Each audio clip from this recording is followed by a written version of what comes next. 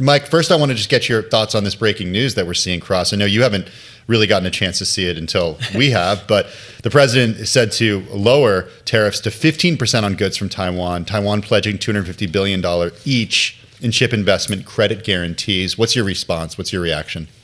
Well, this is a deal that has been taking shape for months between the self-governed island and the United States. It's been a top priority for officials there in Taipei, but also here in Washington, because Taiwan is such a crucial source of the chips that go into artificial intelligence and AI data centers across the U.S. and around the world. And they wanted to make sure they get this locked into place and that they can have some assurance that supply lines to the island are really in a good place, and that the island feels like it is on par with its regional neighbors, Japan and South Korea, which also have been a big source of electronics, including chips, to the U.S., but have already agreed to trade pacts with the Trump administration. Now, under this, we've reported previously that the deal would include, it's not in the White House memo, but we reported earlier this week that the deal would include Taiwan Semiconductor Manufacturing Company agreeing to build as many as 4 additional plants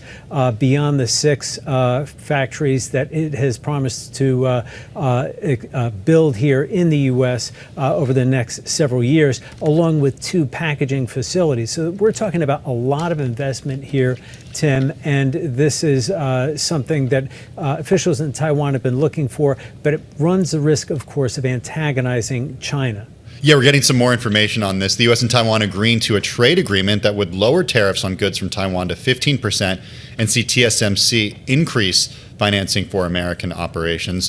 Taiwanese semiconductor companies. Taiwan's tech industry would commit to making at least $250 billion in direct investments to expand semiconductor energy and AI ops in the U.S., and provide Carol an additional $250 billion in credit guarantees. You know, Mike, I wonder, I think about the U.S. and China, man. This is frenemies to the, 10th degree or whatever you want to call it. I mean, we've got the president, right, heading to meet President Xi in China. I'm not quite sure the date on that. I think it's in April that's supposed to happen.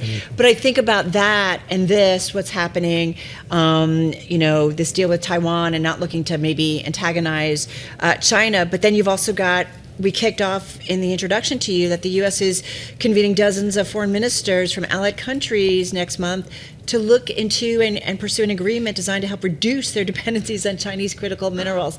I mean, this relationship, as I feel like the U.S., China, Europe, these regions are trying to make sure they have an access to raw materials, critical minerals for their own national security. Well, the Taiwan trade deal and the agreements that have been forged with trading partners around the world, and this effort to try to lock down rare earth supplies outside China really just show the competition between the world's 2 largest economies, the U.S. and China, and just how officials in Washington and Beijing are, while they are trying to work together, they are really in competition with each other just as much. And they are each trying to gain an advantage, not only economically in the broad sense, but very specifically when it comes to these areas of advanced technology, especially artificial intelligence and all the ingredients like advanced semiconductors and, yes, the rare earths that help to produce them. You know, the other tricky relationship, Mike, as you know, is U.S. and Europe right now, or U.S. and its NATO allies. So I'm just curious what you make, or the significance of the U.S. looking to meet with its allies kind of against China when it comes to critical minerals. It's just interesting. I need this massive whiteboard to understand the things that people get along with geopolitically and that they don't get along with the same people or same countries. Well, Carol, I think we all need that massive whiteboard to follow all the ebbs and flows in the saga, and especially with Europe, the idea that they would try to convene all of these ministers from so many countries comes at a curious time because of all the tensions over the U.S. interest in taking control of Greenland. Yes, and I'm glad you mentioned this because that's exactly where my head was going. Yes, and Tim, that really is the stakes of the game when it comes to Greenland. The U.S. has in mind the rare earths and critical minerals deposits there as something that could be extracted.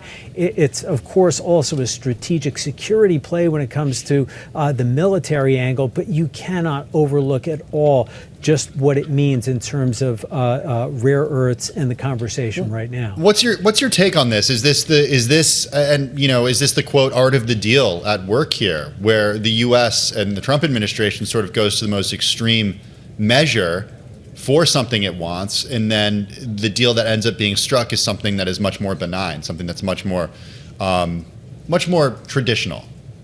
And that's another question, Tim, that we are struggling to answer right now. And I think even officials on both sides of the Atlantic are trying to get their heads around what is the end game for the president and his closest advisors? How far do they want to take it? There are certainly some who simply want to acquire Greenland by force if necessary, but otherwise by purchasing it if they can. Now, of course, if you ask officials from Denmark and from Greenland, the answer is a resounding no. They want no part of that. They wouldn't be opposed to expanding the strategic and business partnership and ties that they have with the U.S., but not under those terms. It's unclear, though, just what the extent of this deal making is. There was a meeting on Monday with some German officials who walked away really uncertain and a bit dismayed by what they heard from Trump officials, and the Danish, when they were here to talk about Greenland later in the week, this week,